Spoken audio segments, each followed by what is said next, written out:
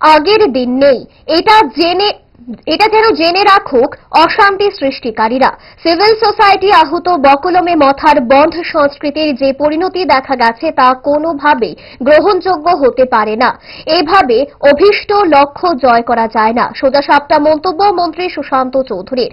আজ আগরতলায় একটি সামাজিক কর্মসূচিতে অংশ নিতে গিয়ে সংবাদ মাধ্যমের সামনে প্রতিক্রিয়ায় এই মন্তব্য করলেন মন্ত্রী সুশান্ত চৌধুরী। ধর্মঘটের নামে যে ঘটনা সংঘটিত হয়েছে এটা রাজনীতি নয়, রাজনীতির ঊর্ধ্বে উঠে সারা রাজ্যের প্রতিটি অংশের মানুষ তার প্রতিবাদ করেছে এবং তাতে সোচ্চার হয়েছে।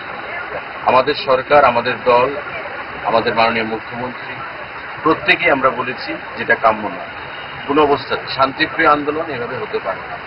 সুতরাং এই আন্দোলনের মাধ্যমে এই উশৃঙ্খলতা তৈরি করে, অস্থির পরিবেশ তৈরি করে কখনো কেউ কারোর লক্ষ্যে এগিয়ে যেতে পারে না। আগের দিন এখন আর নেই। আজকে মোদিজির ভারতবর্ষ, আজকে ভারতবর্ষ এগিয়ে যাচ্ছে। আজকে ভারত পৃথিবীর তৃতীয় বা চতুর্থ অর্থনীতি হিসেবে আত্মপ্রকাশ করেছে। সমস্ত ক্ষেত্রে ভারত আজকে এগিয়ে গেছে।